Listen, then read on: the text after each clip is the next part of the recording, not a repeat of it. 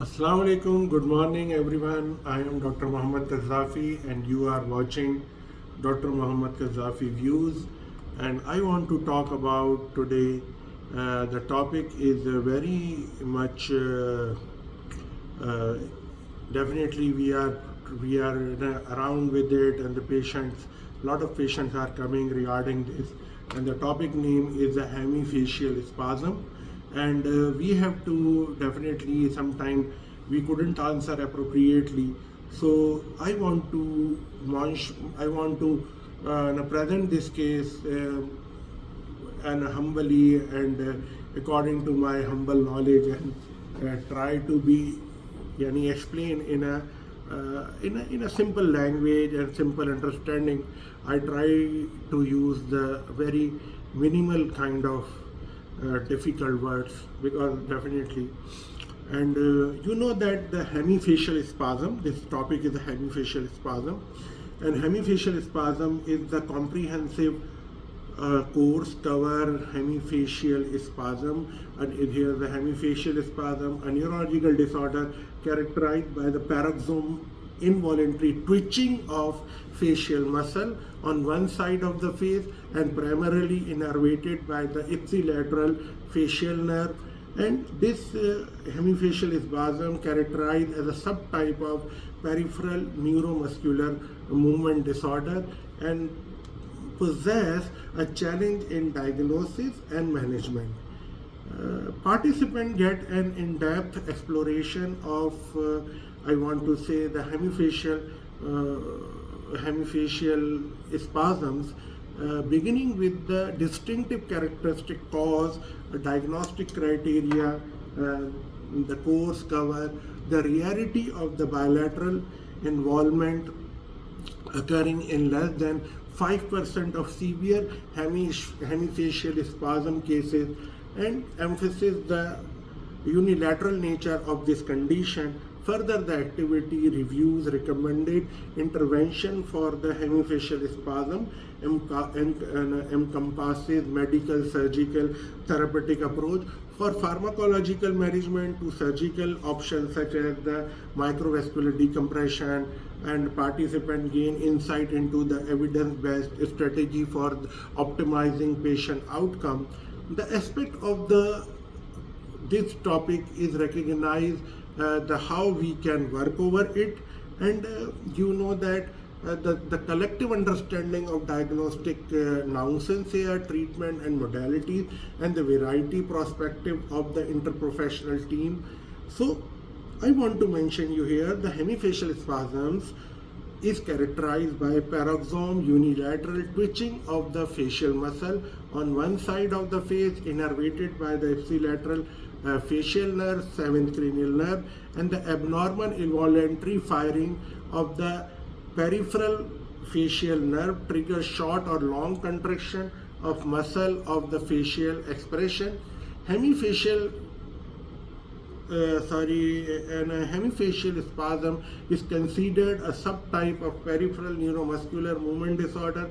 At some and as the name suggested, the disorder is almost always unilateral except in some rare incidents.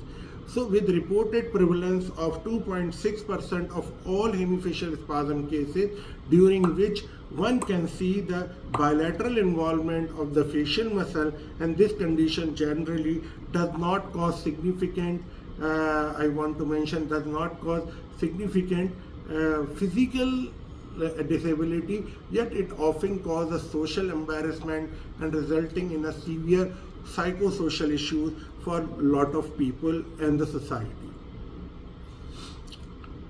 Primary hemifacial spasm, the most common etiology of the hemifacial spasm is compression of the facial nerve that exits brain stem by an electric and aberrant artery. The typical aberrant arterial anomaly lead to facial nerve root compression are the branches of the anterior inferior cerebellar artery, posterior inferior cerebellar artery, vestibular artery, among others, and the point where the facial nerve exits the brainstem, often called the root exit zone, and is only covered with the aragonite membrane without the epineurium. There are two connective tissue septa between the nerve fascicles. This is also the zone of transition between central and peripheral myelin produced by oligodendrocyte and Schwann cell respectively. So these unique properties make the nerve susceptible to any trigger such as nerve compression or irritation. So this is the primary hemifacial spasm. So the primary hemifacial spasm, the most common etiology of primary hemifacial spasm is compression of the facial nerve that exit the brainstem by an ectatic and or aberrant artery, like it happen in the glossopharyngeal neuralgia or trigeminal neuralgia. So this typical aberrant arterial anomaly leading to facial nerve root compression are the branches of the anterior inferior cerebellar artery and the posterior inferior cerebellar artery and the vestibular artery, among the others. So the point where the facial nerve exits the brainstem, often called the root exit zone, is only covered with arechonoid membrane without the epineurium, and there are no connective tissue septa between the nerve fasciculus. This is also the zone of transition between the central and peripheral myelin produced by the oligodendrocyte and Schwann cell respectively, and these unique properties make the nerve susceptible to any trigger such as nerve compression or irritation. And if I want to mention here, the secondary hemifacial spasm can occur secondary to the following etiologies: trauma, late sequelae to the Bell palsy, structural lesion along the course of the facial nerve, especially a benign tumor pressing on the intracranial portion of the nerve, arteriovenous anomalies, intracranial arterial aneurysm, arteriovenous fistulas, angiomas, mastoid and ear infection, otitis media, cholesteatoma, parotid gland tumor, Chiari malformation, and other structural anomalies of the posterior cranial fossa, brainstem lesions such as the demyelinating plaque of the multiple sclerosis. So the hemifacial spasm is a rare condition, as the estimated worldwide prevalence of the hemifacial spasm is 14.5 per 100,000 women and 7.4 per 100,000 men. Suggested women are twice prone have a hemifacial spasm than men. So as reported in some studies, those in the Asian population, and the same way the trigeminal neuralgia more prevalence in the female as compared to the male, but here the females are almost double than the male, and these are more common in the Asian population and have slightly higher prevalence as compared to the Caucasian population for unknown reason, and most cases of the hemifacial spasm are sporadic, not familial, and however there are some rare cases report of the familial hemifacial spasm in the specific literature.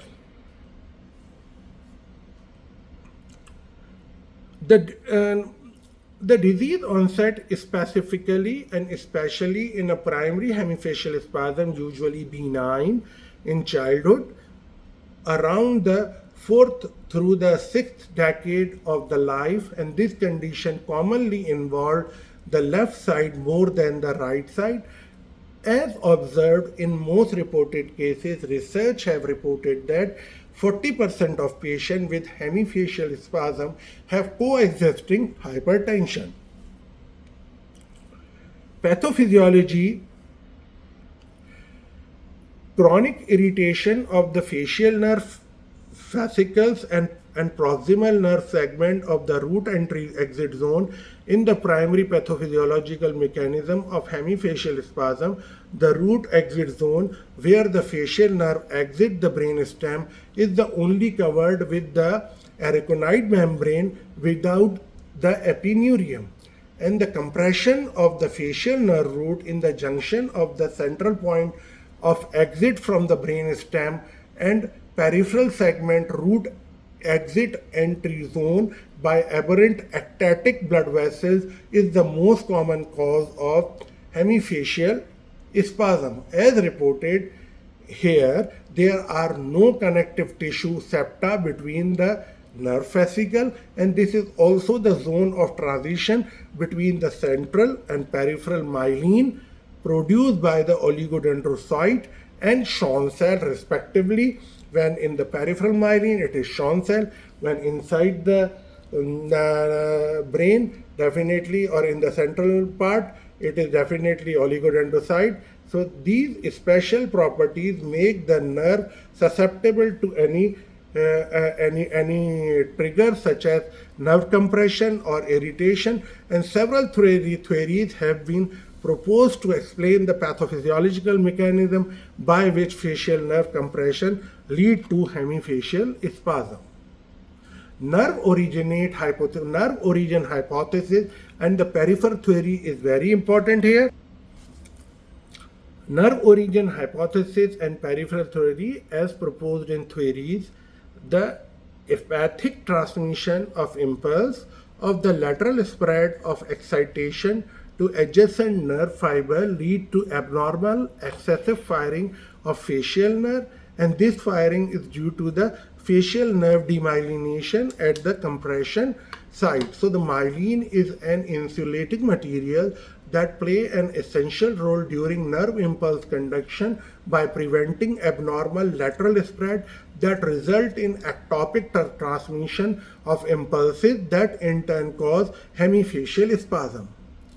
So that's why I want to mention here the nerve. There are multiple theories there, and nerve origin hypothesis or the peripheral theory, and it is showing that the lateral spread of the excitation to adjacent nerve fiber lead to abnormal excessive fiber of facial nerve, and this firing is due to the facial nerve demyelination at the compression site, and myelin is an insulating material that play an essential role during nerve impulse conduction by preventing abnormal lateral spread that result in ectopic transmission of impulse that in turn cause the hemifacial spasm.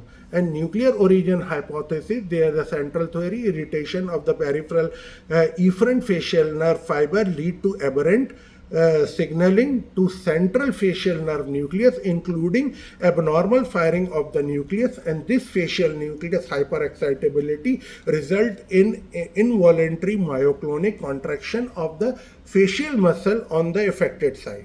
So this is the nuclear origin. So it could be the peripheral origin, it could be the nuclear origin. If there is a peripheral origin, it is called the nerve origin. If it is the central origin, it is called the nuclear origin. So that's why we have to understand when the irritation of the peripheral efferent nerve fiber lead to aberrant signaling to the central facial nerve nucleus. This is called the central theory, and include the abnormal firing of the nucleus and this facial nucleus hyperexcitability resulting in the involuntary myoclonic contraction of the facial muscle on the affected side. So the hemifacial spasm secondary to the Bell's palsy. Bell's palsy has clinically a similar appearance to other hemifacial spasm, and yet the pathophysiology is different. So straightly speaking, this condition is not a real hemifacial spasm, but a synkinesis with more severe Bell palsy, and there is pathological axonal damage. When the axon regenerate during recovery, regeneration may not occur along the original branch, and consequently the branches of the orbiculus oculi may regenerate to orbiculus oris, a process of aberrant re-innervation, and when eye blink, so the orbiculus oris muscle or other lower facial muscle may contract simultaneously or vice versa as the orbiculus oculi muscle, a phenomenon called synkinesis. And it is very important to understand the Bell palsy, second to the Bell palsy, hemifacial spasm happen, and this Bell palsy has clinically similar appearance to the other hemifacial spasm, and pathophysiology is little different, and straightly speaking, this condition is not real, but hemifacial spasm, but a synkinesis with more severe Bell palsy. There is a pathological axonal damage when the axon regenerate during the recovery, and regeneration may not occur along the original branch, and consequently the branch to the orbicularis oculi may regenerate to the orbicularis oris, a process of aberrant reinnervation, and when I blink, the orbicularis oris muscle or the other lower facial muscle may contract simultaneously or vice versa as the orbicularis oculi muscle. This phenomena is called the synkinesis. Now I want to talk about little the clinical and the physical history. So the classically involuntary tonic, clonic contraction of one side of face begin with the involvement of the orbicularis oculi muscle and leading to a brief intermittent painful and involuntary closure of ipsilateral eye. The involuntary action is associated with infrequent eyebrow elevation and eye twitching. So further, this is known as a other Bibinski sign, named after Joseph Bibinski, and he first described in 1905, means almost 100 years back. And other Bibinski sign is pathognomonic of the hemifacial spasm and help distinguish from eye twitching closure due to the bell paroxysmal, and in which the brow lift is characteristically absent. Overall, several months to a year, the irregular tonic-clonic contraction gradually progress and involve lower facial muscles such as the perioral muscle, orbicularis oculi, mentalis, zygomatic major, platysma, and when the symptom worsen, there is often involuntary forced eyelid closure similar to the Bellaphorismus, and the other Bibinski sign will also help in the differential diagnosis. This Bell spasm is very important, and the irregular tonic-clonic contraction, it is very important and noticeable to diagnose such kind of patient. And in secondary hemifacial spasm, both upper and lower face develop synchronous intermittent contraction, eventually leading to the sustained spasm as a disease progress, and the presentation of the contraction during sleep is one of the characteristics of hemifacial spasm that distinguish it from the most movement disorder, and this may predispose the individual to disturbed sleep and insomnia. In advanced cases, facial deviation, asymmetry, and grimacing are evident due to the pull of the contracted muscle on one side. Visible asymmetry occur due to the contracted muscle on one side. In hemifacial spasm, uncommon symptoms include a clicking sound in the ear resulting from stupidous involvement, ear pain, hearing loss, and reported a certain instance of the secondary hemifacial spasm. Symptoms are typically worsened by stress, fatigue, eating, and anxiety. Relaxation technique are simply touching the face subsides the spasm twitching.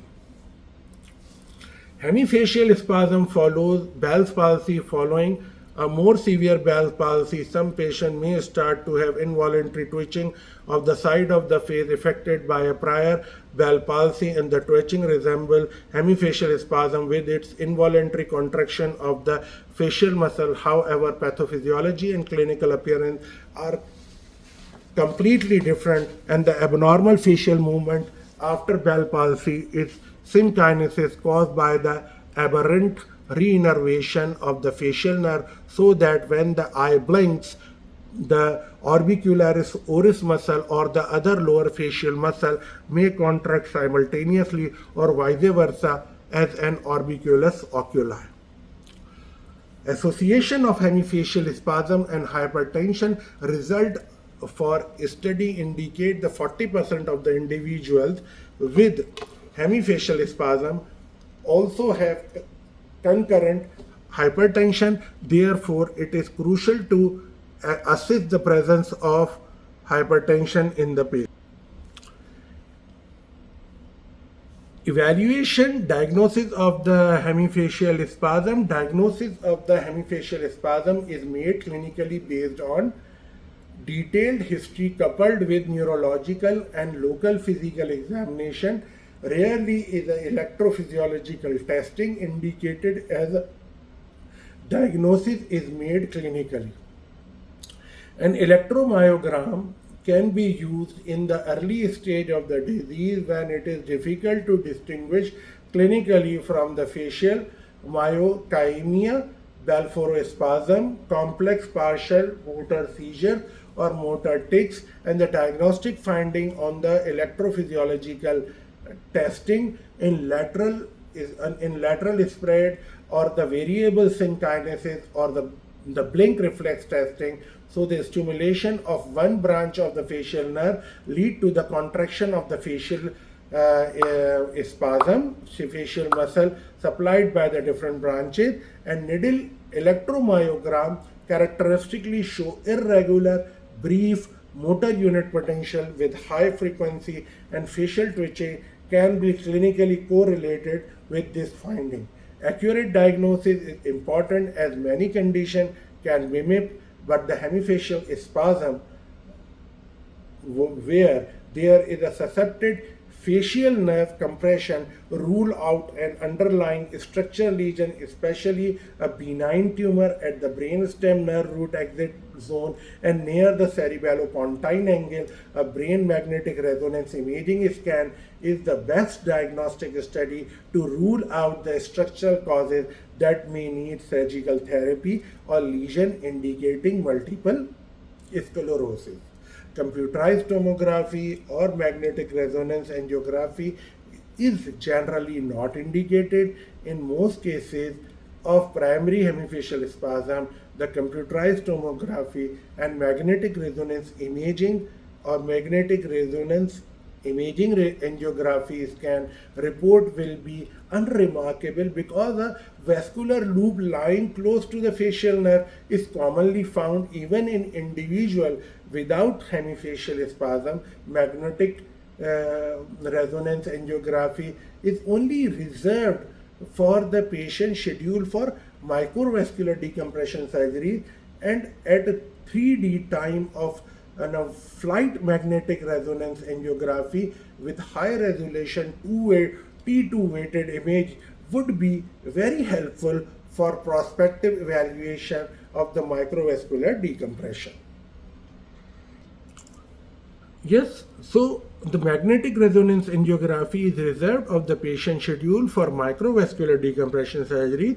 A 3D time of flight magnetic resonance angiography with high resolution T2 weighted image would be very helpful for the pre-operative evaluation of microvascular decompression.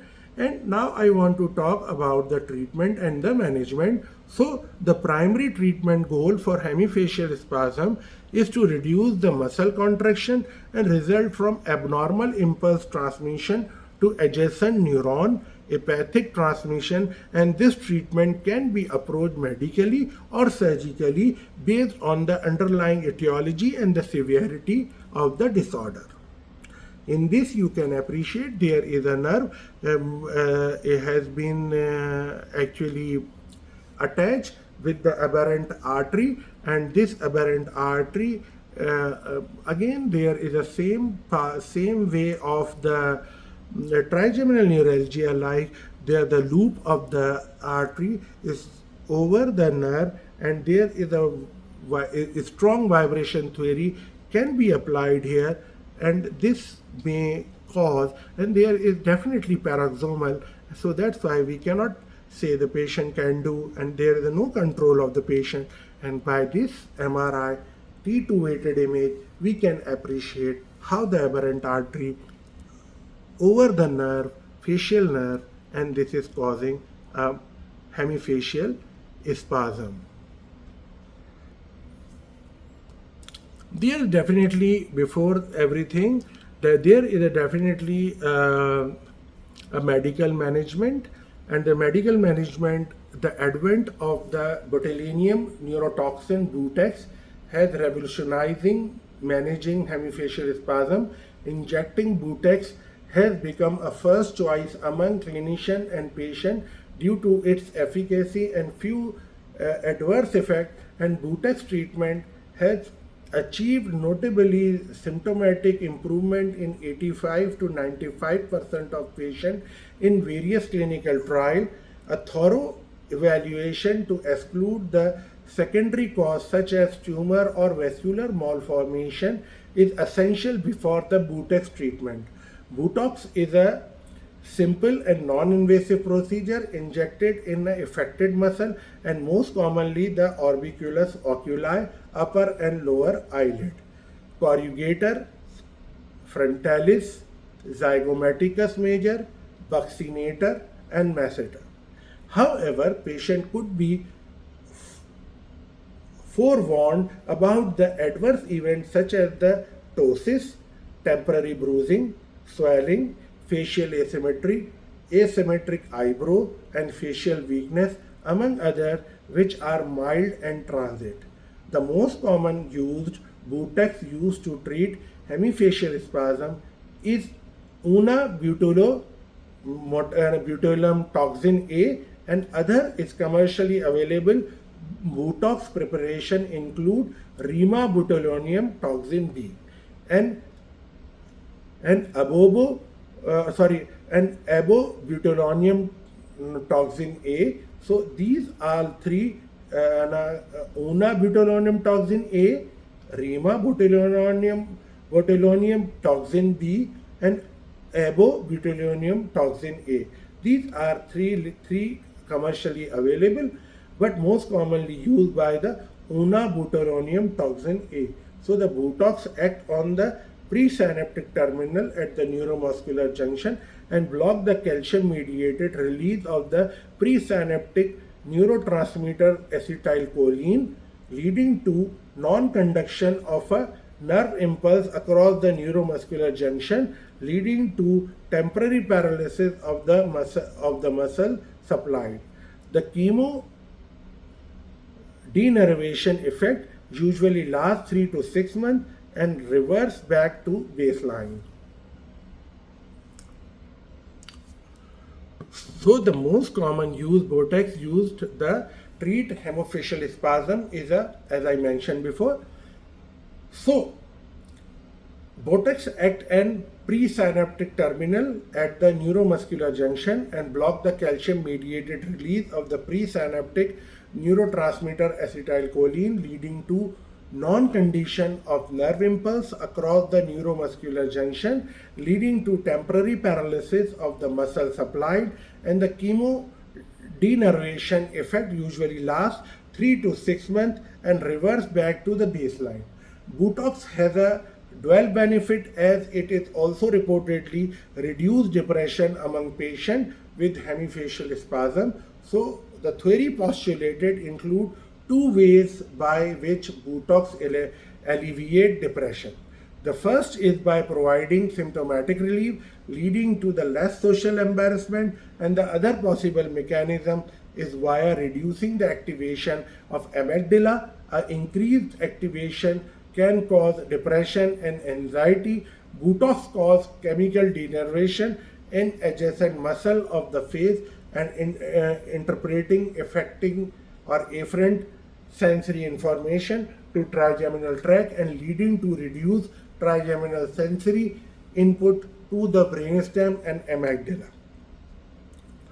Dosing and scheduling of the Botox injection. The usual dose of the botulinum toxin A is 10 to 16 unit, and this is need for the repetitive injection schedule at interval of 3 to 6 months, and some physicians prefer flexible dosing interval ranging from 6 to 20 weeks as lasting effect vary. The symptomatic improvement after Botox injection is evident 3 to 6 days after the injection and reach a peak after 2 weeks. So botulinum and a neurotoxin A dosing is important. Oral medication is also an important role. Oral, traditionally the treatment of the hemifacial spasm, especially in the mild form and the early stages, was the oral medication, and commonly prescribed oral medication include anticonvulsants such as carbamazepine, gabapentin, benzodiazepine, clonazepam, such as anticholinergic, baclofen, haloperidol. These drugs have some efficacy in relieving the spasm, but the results are inconsistent, and the major drawback of most of these medication is adverse event such as excessive sedation, fatigue, and dependency associated with their long-term use. Oral medication can be considered as the first-line therapy for those who are unwilling to undergo Botox therapy and are not good candidate for surgery, so that's the oral medication can be. Now, this picture I deliberately present here. This is the Botox has been applied, and this is the before and after. The result before and after you can appreciate here. Now I want to mention the surgery. The surgical treatment is the only permanent treatment solution that addresses the underlying cause and is preferred in the most severe cases of the hemifacial spasm, and these refractory to the Botox therapy, and the procedure of choice is microvascular decompression, which entails resulting or releasing the facial nerve from compression of the aberrant vessel at the root exit zone of the brainstem. As discussed earlier in electrophysiological finding, the lateral spreading response resulting from the apathic transmission of the nerve signal to the neighbor neuron due to the compression-related demyelination of the facial nerve root at the exit and entry zone. When such compression is relieved, the lateral spreading response on the nerve stimulation is still disappear.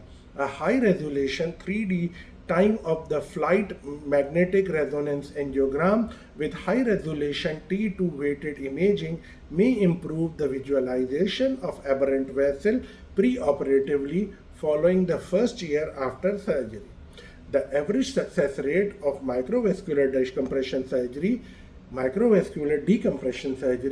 is reported to be 80% to 88%. So there are an issue associated with any invasive procedure in addition to the risk-related anesthesia adverse effect specific to the complex procedure may include transit or permanent facial nerve palsy, hearing loss, cerebellospinal leakage, and recurrence of symptoms. So the recurrent hemifacial spasm rarely develops 1% when patient remain asymptomatic for at least 2 years after surgery. Accurate diagnosis is important to help plan effective treatment of the hemifacial spasm. Many conditions can mimic hemifacial spasm. When the condition like that, there is a tumor, and in the secondary cause, when there is a need of the surgical removal of the tumor at the cerebellopontine angle where it can mimic the hemifacial spasm, then we have to do the excision of the tumor with the subtemporal, we can go from the far lateral post fossa craniectomy, subtemporal, I want to suboccipital craniectomy, and it will help to remove these kind of tumors. When a patient younger than 40 years present with the hemifacial spasm, clinician must evaluate the possibility of multiple sclerosis. However, this condition is rarely reported with initial presentation, as demyelination plaque in the brainstem region can involve the facial nerve root and leading to aberrant signaling. Prognosis is, although hemifacial spasm is known for chronically progressive course, rare spontaneous resolution can be seen in up to 10% of cases, and patients need to be counseled about the relative benign but persistent condition. So facilitating patient understanding the most effective and straightforward therapy involved is a reported Butex injection every 3 to 6 months, and microvascular surgery may be considered only when hemifacial spasm is not responding well to Botox injection, or the patient no longer prefer repeated injection. Neuromuscular surgery consult is indicated if the microvascular decompression surgery is considered, and timely diagnosis and management are essential in hemifacial spasm is associated with the social embarrassment, anxiety, depression due to disability in severe cases, and persistent eye closure result in the functional blindness and can be dangerous to the patient and surrounding, especially while driving or operating heavy machinery. While injecting Botox has become the preferred management strategy due to its efficacy, the frequent repetition of procedure and high costs are the two major drawbacks of this therapy. And if considering surgical intervention, patient must be fully educated on the comprehend and the benefit and the risk associated with invasive and interactive or intricate microvascular decompression surgery that involve the craniotomy. Now I want to present a very small case for the analogy. A 62-year-old female present with a 3-year history of the left-sided uncontrolled and painless facial spasm at irregular and frequent interval. The twitching spasm begins in her eye but then spread to the rest of the left side of her face and neck. Persisting during sleep, these spasms frequently interfere with her vision, and she takes no medication and has no history of facial trauma or psychiatric illness. Botulinum toxin injection were initially effective, but more recently the spasms have become more refractory and recur early at the end of each injection cycle and before the next Botox injection is due. The differential diagnosis here, definitely I mentioned, but just for the understanding, the Balfour spasm, it could be unilateral, it could be bilateral, it could be synchronous, it could be symmetric, it could be asymmetric. So that's why it will come, Balfour spasm is coming in the differential diagnosis. Then oromandibular dystonia, typically more sustained than the hemifacial spasm, favors the lower part of the face and oropharynx. So the facial tic, often more complex and multifocal and often bilateral on both sides, can be suppressed. So this facial tic cannot be excluded, we have to exclude it. Facial synkinesis. After paralysis of the facial nerve, facial muscle may contract due to synesthesia with voluntary movement. Hemimastectomy, or we can say when there is a hemimastectomy spasms, and this hemimastectomy spasm painful and masticatory, I want to say not mastectomy, I have to pronounce properly, hemimasticatory spasm, I beg your pardon, hemimasticatory spasm. This is the painful and this masticatory muscles only. Hemifacial spasm, cause of the facial nerve irritation and compression include because of the pica, yani posterior inferior cerebral artery, the 30%, and ICA, anterior inferior cerebral artery, which could be the 40%, vertebral artery, or neoplasm, any tumor at the cerebellopontine angle, and there is maybe the vascular malformation, ectatic veins, or the non-compressive process such as multiple sclerosis and the other focal demyelinating disease, Bell palsy leading to the facial nerve injury and the brainstem infarction. I want to show you this picture I took from the book because I mentioned earlier, but I want to re-mention. I am taking from the book because where I am working in Saudi Arabia, it is not allowed. We can use anything from our hospital and for our personal use. So that's why there is I have some limitation, and I have to respect this limitation by all means. So this MRI is suggestive, but definitely we have to do further workup, we have to exclude a lot of things. That's why laboratory testing is typically useful. A diagnosis is largely based on the clinical grounds, and the imaging such as the brain MRI can with contrast to assist for the neoplastic process, and that may be impinging on the facial nerve at its exit point, and the numerous radiographical evident etiologies have been described include epidermoid meningiomas, gliomas, schwannomas, and lipomas. Neurology can be here, and the hemifacial spasm is typically caused by compression of facial nerve at this root exit zone at the level of the brainstem by an aberrant or ectatic vascular loop.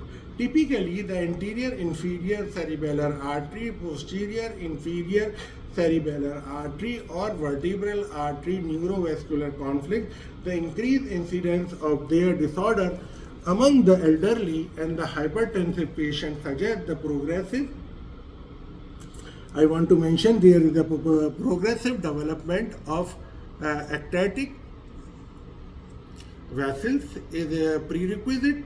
So, though not well understood, compression of the facial nerve likely lead to the focal demyelination of the nerve fiber, causing apathic transmission at the compression site, which may then trigger ectopic impulses, peripheral hypoesthesia, or additionally, a known factor may lead to hyperexcitability of the facial nucleus in the brainstem, and the patient central hypothesis, which is I mentioned already before, and the lack of the epineurium or septa between the nerve fascia. So these all factors are at the nerve root exit zone make the area the more common site of compression or conflict. So hemifacial spasm is characteristically unilateral, persists in sleep, and there is often synkinesis between the different muscle groups. Different options such as, although medical treatment is first-line therapy for hemifacial spasm, it is historically associated with poor result.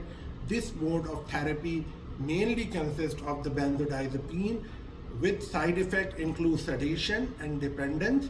Botulinum toxin, direct injection of botulinum toxin at facial nerve, irreversible block cholinergic signals transmission at a presympathetic nerve ending, resulting in reduction of the spasm in 85 to 90% of patients, and this effect is transient.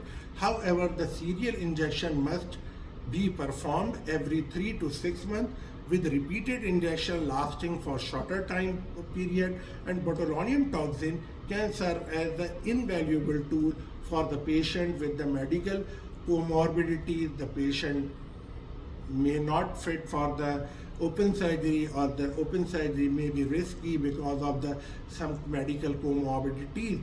So although the controversial recent research suggests that the prior serial botulinum injection do not lower the effectiveness of later definitive microvascular decompression surgery. Microvascular decompression of the facial nerve root with interposition of the polyterpholtherine, which is called the Teflon. We are putting here the Teflon at the under the nerve, and I mentioned before in the topic with some Teflon between the. Few people are putting the cotton, but I think sometimes cotton is still very irritating, but the Teflon is very well.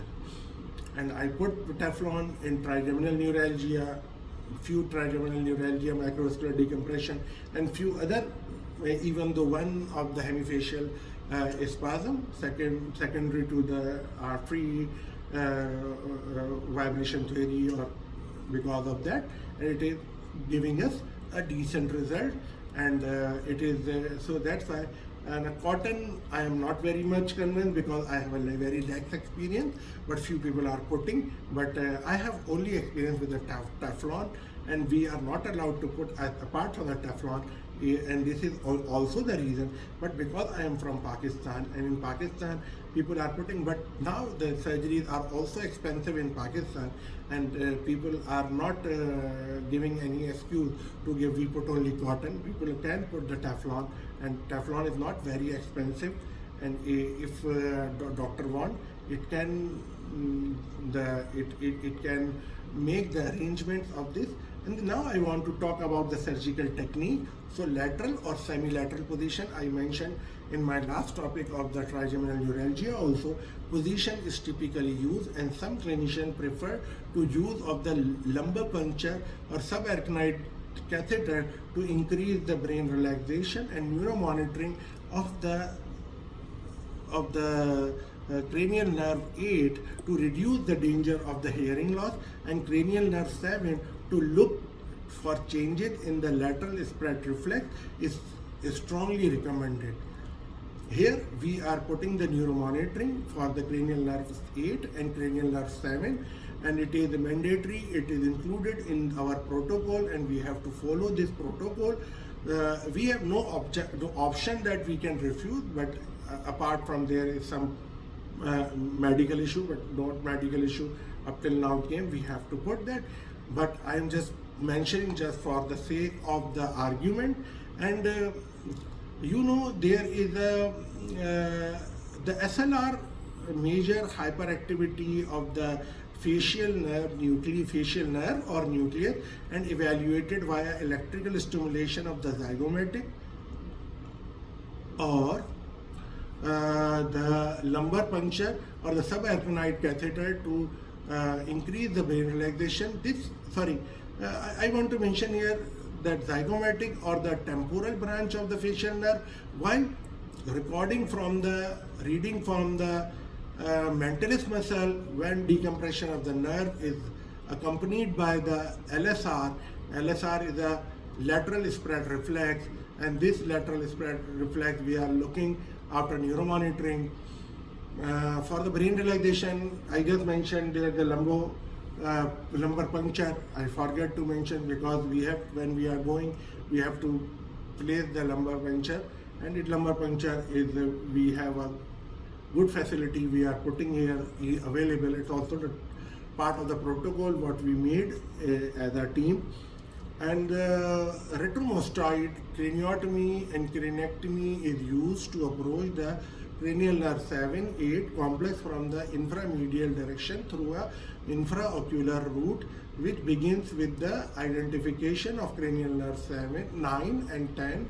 Adequate exposure of root exit zone is the key to success in this procedure, as compressive vascular loop may be hidden along the difficult to reach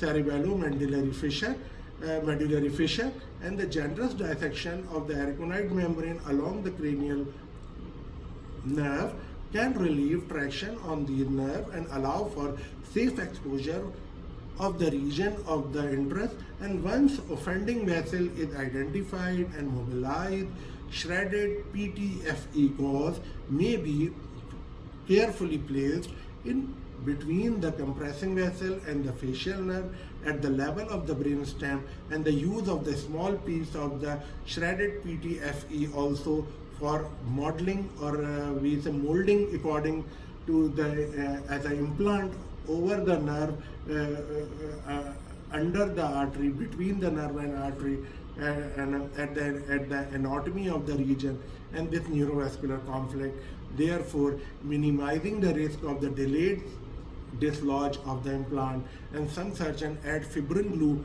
or other biological material to maintain implant location. It's up to the wish, but for me the Teflon is enough for me, or you can say the PTFE is enough for me.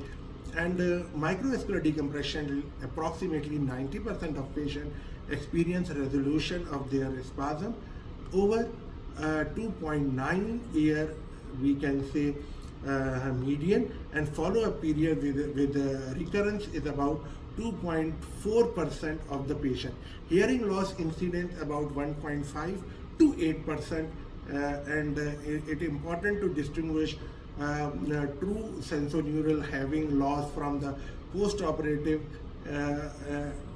middle ear effusion, which typically present more as a sense of fullness in the ear and is typically temporary. Facial paralysis, temporary facial nerve palsy occur in 3 to 8% of patients, and sometimes in the delayed fashion, maybe 10 to 14 days delay post-operatively, immediately loss of function is caused. And I here want to mention that by direct facial nerve trauma and delayed palsy may result for the reactivation of the herpes zoster virus following surgery, and this permanent facial paralysis has an incidence of only less than 1%. So it is a very good thing, only less than 1%. Cerebrospinal fluid leak could be 2% and managed similarly like other CSF tasks we are managing. So this is that's all from the hemifacial spasm. I try to explain from my side, in my humble opinion and humble knowledge, but I want to try to explain you in more detail.